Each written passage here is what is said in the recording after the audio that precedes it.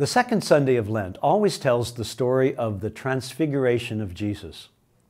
Perhaps the Church wants us to experience, as Jesus' disciples did, a taste of His glory before we continue the long Lenten journey.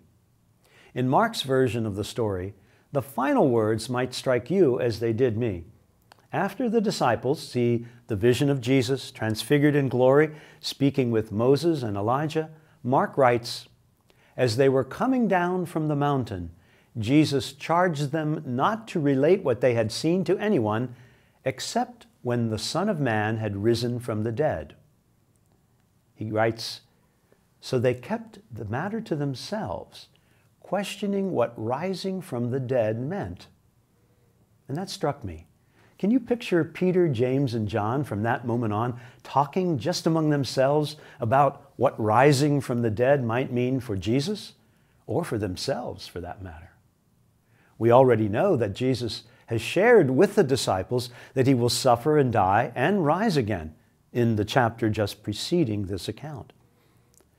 Peter couldn't accept that, and he pulls Jesus aside then to rebuke him, prompting Jesus to call Peter Satan. Clearly, Peter and the others could understand what being killed meant for Jesus and perhaps for themselves. But rising from the dead? The Lenten season is one long retreat to prepare us for a renewal of our baptismal commitment, as the Church prepares candidates for baptism at Easter.